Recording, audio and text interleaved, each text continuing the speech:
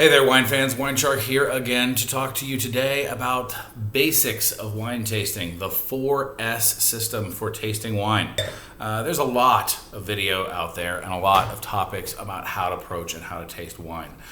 They come at things from a lot of different angles, and I wanted to use and express the way that I approach wine tasting in my basic classes and talk to you a little bit about why that's different from other things that you're going to hear. So, to begin with, this is how to taste wine to learn to appreciate wine's flavors, as opposed to learning to critically analyze wine like a sommelier might. I'm a certified sommelier, and we learn to do tastings via what we call the grid. We use the deductive blind tasting method and to really analyze what's going on with a wine.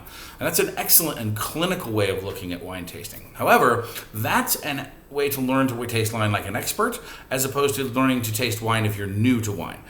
There's a lot of knowledge that has to come into that process to make that process valid and worthwhile. For instance, learning how to understand what your mouthfeel it does, learning how to be very good at descriptors, primary, secondary, tertiary flavors, fruit descriptors, all kinds of other things are necessary to already have to be able to do that process. So I want to rewind this a little bit, and so what I teach in my classes is a basic flavor analysis. What and how are we tasting? You're going to hear sprinkles of some medium information in here, but hopefully this is a very basic look at what we're going to do. So I like the mnemonic 4 S's: see, swirl, smell, sip. You'll see the similar things like this across the web, but understand that these S's are what we're going to practice with today. Okay, so once at a time, we'll demonstrate as usual. So 4 S's. The first S, to see. Okay, sight can tell you a lot about wine before we ever smell or sip it. Okay, by taking a look at the wine, we are able to give ourselves some clues as to what flavors we might be expecting when we get to the next few steps.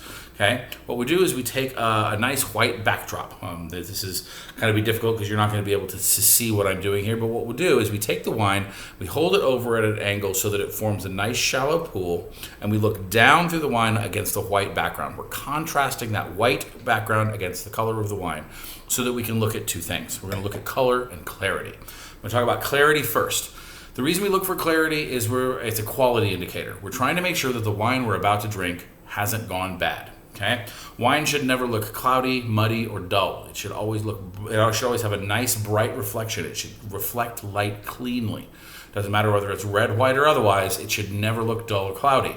If you take that wine and tip it over to the side and you look in there and you see stuff floating, chances are something's gone wrong during the aging process. If you've been holding on to that bottle sitting in the refrigerator for 5 years since graduation, or your mother's birthday 10 years ago, or your anniversary from a while back, you might have had some corruption in that wine, and that wine is no longer fit to drink. So be sure to make sure that your wine is never cloudy, muddy, or dull. That's clarity. Now let's talk about color. Color can be in here, we're going to talk about it as an indicator of flavor. Generally speaking, bold and intense colors in wine tend to indicate bold and intense flavors. This isn't always true, but it's a good general rule. So when we talk about white wine, the white wine scale runs anywhere from a pale, almost sunlight clear, up through either a straw color that can go either green or yellow. Then we go into kind of gold colors, into autumn colors. You can get even like an amber or almost orange colors with highly oxidized or age-worthy wines. Okay. In the red wine scale, that ranges from, say, a cranberry color, very clear and pale red, up through, say, a ruby dark color. Then we can bend into a garnet kind of coloration, and it can then branch off into either a very inky purple or a dark blood red or brick red color, almost like blood. Okay? Both ends of those scales demonstrate the lightest to heaviest versions, and so the bigger you up are on that scale, the more bold the flavor of the wine is likely to be. The wine I'm drinking right now, for instance, it has a nice dark garnet color. It's lending towards that garnet, but not quite purple level. This is a Cabernet Sauvignon that I'm drinking from Washington State, from Columbia Valley. I will talk more about it in a separate video, but the wine is already telling me that it's going to have some bigger, bolder flavors. If it was a nice light cranberry color, it's probably a lighter wine. Now, again, there are exceptions to that, but that's the good thing. So that's the first S, see. Look for color, look for clarity. Second S, swirl. Take your wine glass like so. You see people doing this all the time. They're swirling their wine around in their glass, okay? We don't just do this to look fancy. There is actually a purpose there. What we're doing is we're introducing air into the wine, okay? We're lightly aerating the wine, and we're releasing the wine's aromatics, or its smells, okay? This is important for our third S, the smell. We'll talk about how oxygen and wine interact in another video, but just understand you should always, if you watch people who are doing professional wine tastings, the two things they're always doing is swirling and smelling, and they do that constantly, probably at a ratio of 2 to 3 times of each for every one sip they take. And the reason is they know that releasing those aromatics and smelling is the primary flavor driver. So let's go into the third S. Third S is to smell. Okay, but we need to learn how our nose works a little bit and to make sure that we're smelling wine correctly.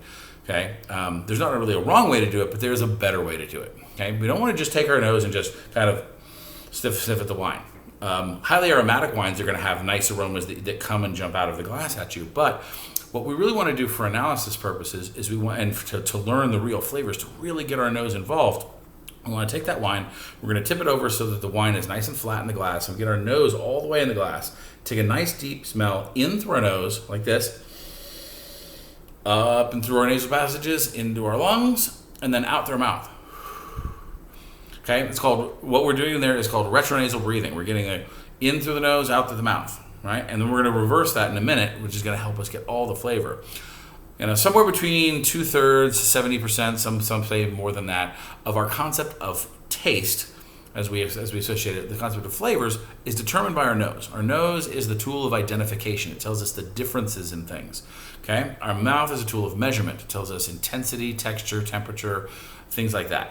Okay, sweet, sour, salty, bitter, right? The traditional taste flavors. But your nose is where we get so much more information, right? It tells us things about those our chemical receptors in our nose tell us all kinds of information. So when we smell like that, when we breathe in through our nose,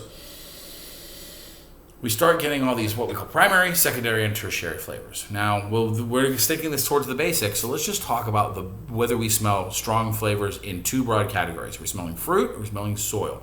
Okay, we're smelling that concept of terroir, that sense of place that the French are it's so very important to winemaking.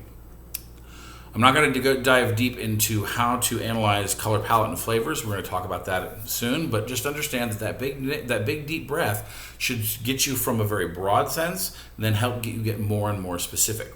So for instance, if we say I smell fruit, okay, so this wine, for instance, yes, it definitely leads with smells of fruit. What types of fruits? Okay, there's a lot of different types of fruit. Are we talking about berries? Are we talking about tree fruits? Are we talking about stone fruits? Are we talking about tropical fruits? Well, this wine very much smells like kind of on the black fruit scale of wines. This is in that kind of blackberry or black currant.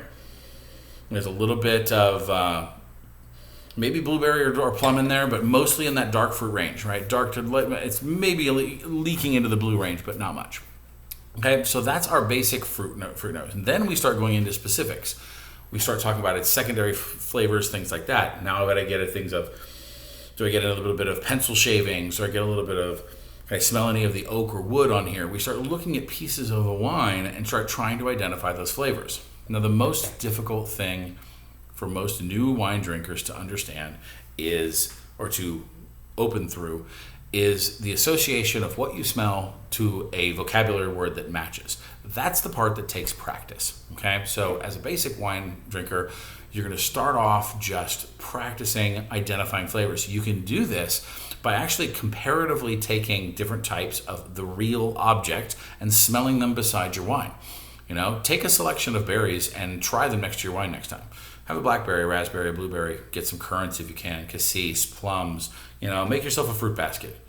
If you know, and by the way, you can know ahead of time by the type of wine you're drinking, kind of roughly what you're looking at. If you can look up online something like, say, hey, what are the general flavors that occur in, say, a Merlot, or what do they occur in when we have a Chenin Blanc? You can see those bands, collect those flavors, and then learn to smell them. If you're trying to identify citrus flavors, get an apple. Get a lemon, get a lime, get a grapefruit, get a tangerine, get an orange. Sit them in front of you. Scratch at the skin, see what they smell like. So that smell is the key thing that we're trying to do here, broadly and then specifically identify the flavors we get in it. Okay, then we come to the fourth S, the most fun one, the sip.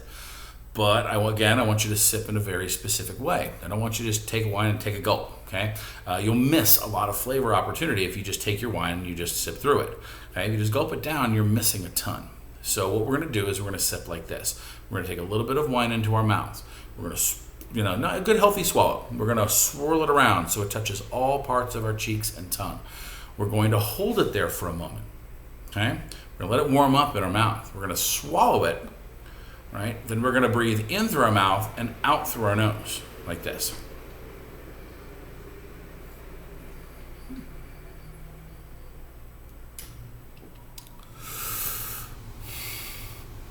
That deliberate breathe in through our mouth, out through our nose, helps take the air and all those flavor molecules that we just warmed up on our palate, the remainder after we swallowed, and it breathes them into our lungs, warms them up once again, and then when we breathe out through our nose, forces them through our olfactory cavity, and the olfactory epithelium gives us a second pass at flavor. Now we've gotten 2 different passes, 3 different passes at the opportunity for flavor, and we're really digging into the flavors. By swirling it around our mouths, we're letting all the sensors in our mouth get a hold of this. Okay, this is that sweet, salty, sour, bitter, umami, temperature, texture.